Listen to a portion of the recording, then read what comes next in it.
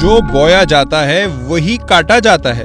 بدقسمتی سے پاکستان کے پاس سب کچھ ہونے کے باوجود کچھ بھی نہیں۔ آج پاکستان کا توانائی سیکٹر بستر مرگ پر ہے۔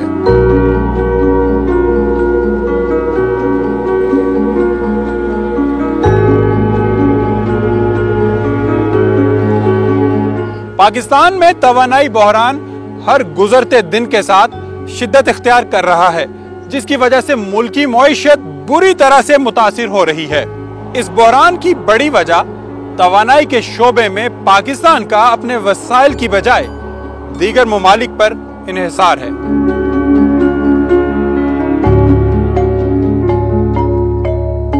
نیپرا کے اعداد و شمار کے مطابق پاکستان 57% بجلی مہنگے فرنس آئل سے حاصل کرتا ہے، 31% ہائیڈرو سے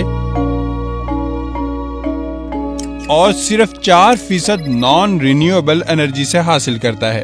یہی وجہ ہے کہ مہنگے فیول سے بجلی پیدا کرنے کی وجہ سے فی یونٹ قیمت 18 سے 42 روپے تک جا پہنچی ہے اور بجلی کا شارٹ فال بھی 8000 میگا واٹ پر پہنچ جاتا ہے۔ پاکستان کی معاشی ترقی اور صنعتوں کا پہیہ چلانے کے لیے سستی توانائی کا حصول وقت کی ضرورت بن چکا ہے۔ اس کے لیے پاکستان کو ان ممالک کی طرح رینیویبل سورس آف انرجی کی طرف جانا ہوگا، جنہوں نے توانائی کے میدان میں خود انحصاری حاصل کر کے ترقی کی منزلیں طے کی ہیں۔ ان ممالک میں ڈنمارک بھی شامل ہے، جس نے 70 کی دہائی میں پیدا ہونے والے تیل بحران کے بعد توانائی کے شعبے میں خود انحصاری حاصل کرنے کا تہیہ کر لیا تھا۔ ڈنمارک میں میری ملاقات ندیم نواز سے ہوئی، جو ڈینش انرجی ایجنسی سے 20 سال سے وابستہ ہیں اور توانائی کے شعبے میں پاکستان کو ڈنمارک کی پالیسیوں سے سیکھنے کا مشورہ دیتے ہیں۔ ڈنمارک نے پچھلے تقریباً 45 سالوں میں کافی ترجیح دی ہے رینیوبل انرجی کو، اور جو انرجی ایفیشنسی ہے، یعنی کہ آپ رینیوبل کی طرف چلے گئے ہیں، اسپیشلی سولر، بایو میس، اور اپنی انڈسٹری کو کافی ایفیشینٹ بنا لی ہے، اور اس کی وجہ سے کہ یہاں جو گرین ہاؤس گیس ہے وہ بھی کم ہو گیا ہے، اور کافی ملک نے ترقی کی ہے۔ تو اس کے علاوہ میں سمجھتا ہوں کہ کیونکہ ہم تقریباً 45 سالوں سے یہ کام کر رہے ہیں یہاں ڈنمارک میں، تو جو پاکستان جیسے ملک ہیں وہ کافی کچھ سیکھ سکتے ہیں کہ ہم نے کس قسم کی پالیسیز امپلیمنٹ کی ہیں، کس قسم کے ہم نے ریگولیٹری فریم ورکس امپلیمنٹ کیے ہیں، اور کس طرح ہم نے یہ رینیوبل انرجی جو ہیں ٹیکنالوجیز ان کو امپلیمنٹ کی ہے۔ تو میں سمجھتا ہوں کہ پاکستان میں بہت زیادہ پوٹینشل ہے، پاکستان کے بہت زیادہ ریسورسز ہیں، تو وہ استعمال کرنے چاہیے۔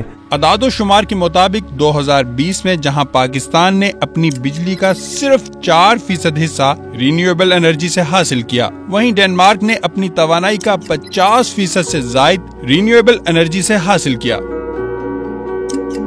جس میں ونڈ انرجی سے 46% بجلی حاصل کی گئی ہے۔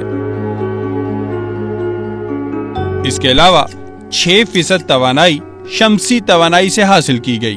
ڈنمارک نے 2030 تک ملکی توانائی کا 70% اور 2050 تک 100% رینیویبل انرجی سے حاصل کرنے کی منصوبہ بندی کی ہوئی ہے۔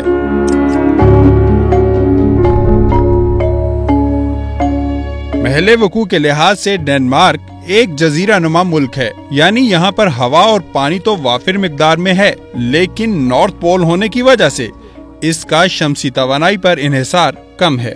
اس کے برعکس پاکستان میں سال بھر سورج آب و تاب سے چمکتا ہے، لیکن قدرت کی اس عظیم نعمت کے باوجود ملک میں اندھیروں کا راج رہتا ہے۔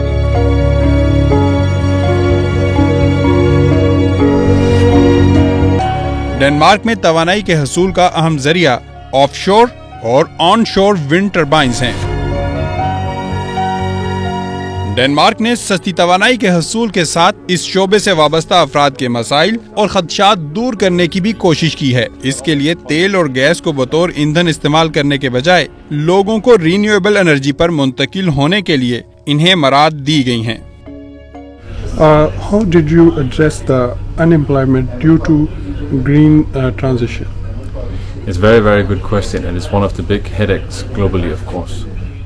ایک طرف آپ کو گرین کی طرف جانا ہے، دوسری طرف آپ کو ملازمتوں کے وسائل بھی پیدا کرنے ہیں۔ اس کی مثال ایسبجرگ پورٹ ہے جو کہ ڈنمارک کے مغربی ساحل پر واقع ہے، جہاں پر تمام ملازمتیں تیل اور گیس سیکٹر کی تھیں، جس کی وجہ وہاں پر آئل پورٹ اور مچھروں کا متوسط طبقہ تھا۔ ہم نے کسی طرح ان ملازمتوں کو ونڈ سیکٹر پر منتقل کیا۔ اس کام کے لیے ہمیں انہیں مراعات اور زیادہ پیسے دینے پڑتے ہیں تاکہ یہ اپنے آپ کو گرین بزنس پر منتقل کر سکیں۔ توانائی کے شعبے میں خود انحصاری کی وجہ سے ڈنمارک کی معیشت پھل پھول رہی ہے اور عوام ترقی کر رہے ہیں۔ اس کے مقابلے میں پاکستان مہنگا فرنس آئل اور LNG خرید کر مہنگی بجلی پیدا کرتا ہے، جس کی لاگت اور قرضوں کا بوجھ عوام کو اٹھانا پڑتا ہے۔ کیا ہی خوب ہو کہ پاکستان بھی ڈنمارک کی طرح وسائل کا استعمال کر کے رینیویبل انرجی کی طرف منتقل ہو جائے، جس سے نہ صرف بجلی سستی ہوگی بلکہ ملک میں خوشحالی کا دور دورہ ہوگا، اور ہم بھی سر فخر سے اٹھا کر کہیں گے کہ ذرا نم ہو تو یہ مٹی بڑی زرخیز ہے ساکی۔ کیمرامین ذیشان علی کے ساتھ مدثر نذیر، سما، کراچی۔